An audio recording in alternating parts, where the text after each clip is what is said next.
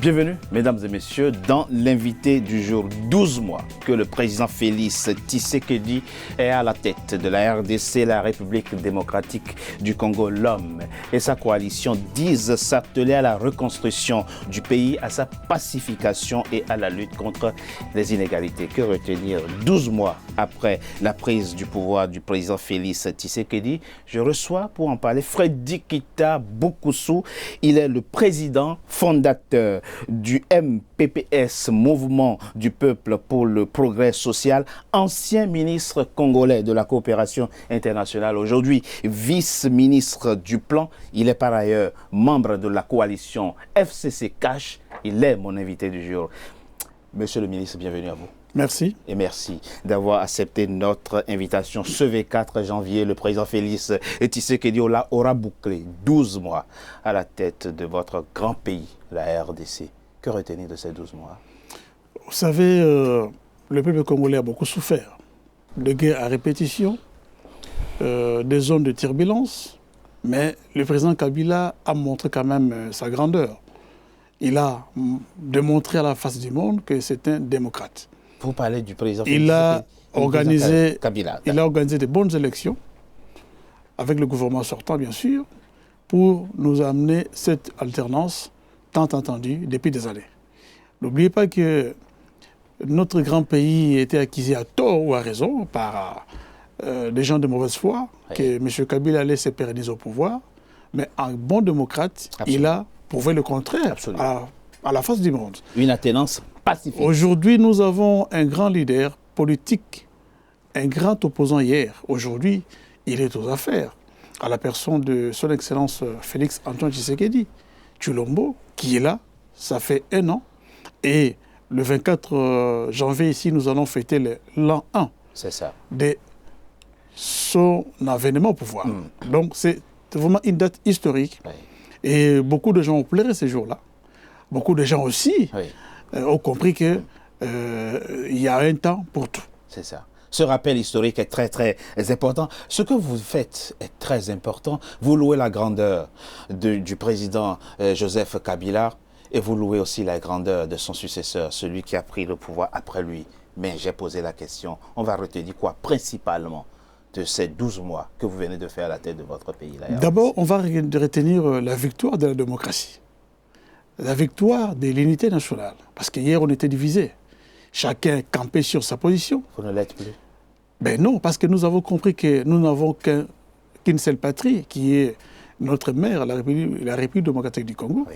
Nous avons compris, au jour d'aujourd'hui, nous n'avons qu'un seul parti politique. Oui. Nous n'avons qu'une seule plateforme, qui est la République démocratique du Congo. Donc, ça dit que ces clivages gauche-droite n'existent plus, parce que nous sommes tous appelés à faire avancer ces pays, qui est notre seul héritage. Monsieur le ministre, j'ai rappelé que vous êtes membre de la coalition FCC Cash. Le président Félix Tshisekedi a-t-il toute la liberté de son action politique? C'est un président qui a été choisi par les peuples congolais, en toute démocratie. La preuve, ce n'est pas le candidat Emmanuel Shadari qui a été élu, mais c'est un candidat de l'opposition. C'est-à-dire qu'aujourd'hui, le président Félix Tshisekedi est libre de ses actions. Il gouverne le pays selon sa vision. Il donne les orientations au gouvernement, conduit par son Excellence Sylvestre Ilokamba, oui, et le pays marche. Vous savez que nous sommes un continent dans un continent. On ne peut pas faire tout en un seul jour, ou en une année ou en 100 jours. Le pays avance, le président Kabila a travaillé, il a laissé, et le président Félix Tshisekedi continue le travail. Donc, nous appelons nos partenaires, les peuples dans son ensemble, à la patience. Nous allons avancer. Le moins qu'on puisse dire, c'est qu'il existe tout de même quelques écueils. Monsieur le ministre, le président Félix Tshisekedi, en marge du sommet Royaume-Uni et Afrique sur l'investissement à Londres, et qui rencontrait quelques membres de la diaspora congolaise, disait, je le cite, « Le peuple congolais m'a confié une mission et je dois rendre compte à ce peuple. Et celui qui ne veut pas suivre mes instructions et qui s'attachera aux instructions de sa famille politique sera viré. » Vous êtes un membre de son gouvernement.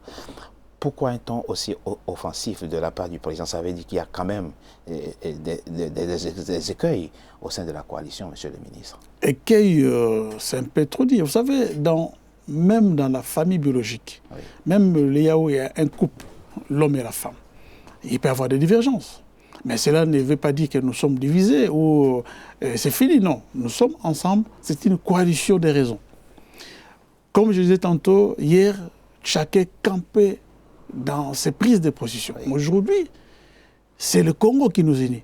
C'est l'amour du Congo qui nous unit. Lui-même, Félix Tshisekedi a plusieurs fois dit que c'est l'amour du Congo qui prime avant tout. Donc, je ne peux pas commenter sur la déclaration du président, oui, c'est lui le président.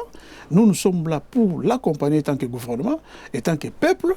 Et je crois que jusque-là, tout va bon train. Vous avez un discours très pacificateur, ça vient sans doute de votre grande expérience politique.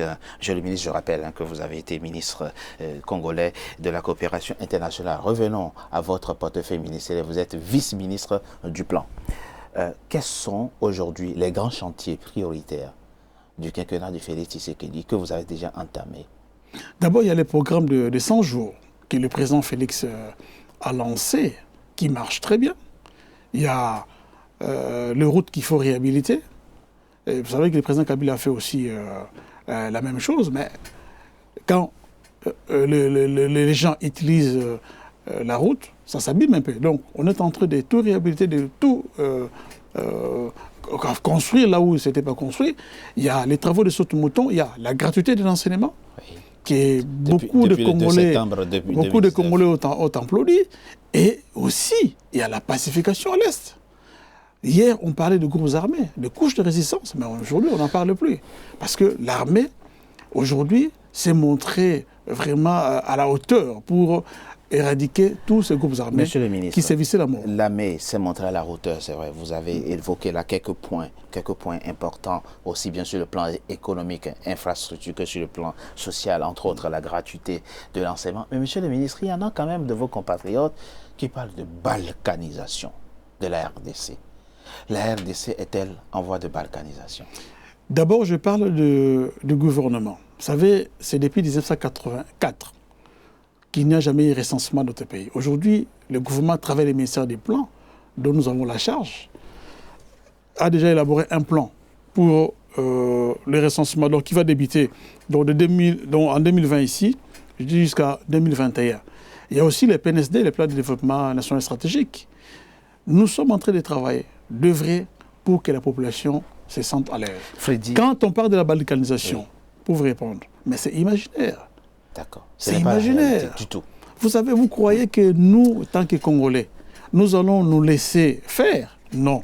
Merci. Ce sont les pêcheurs à nos troubles qui veulent juste distraire la population. Freddy Kita Boukoussou, je rappelle que vous êtes vice-ministre du plan, vice-ministre congolais du plan. Vous êtes par ailleurs le président fondateur du MPPS, le mouvement du peuple pour le progrès social, membre de la coalition FCC-CACH. Merci.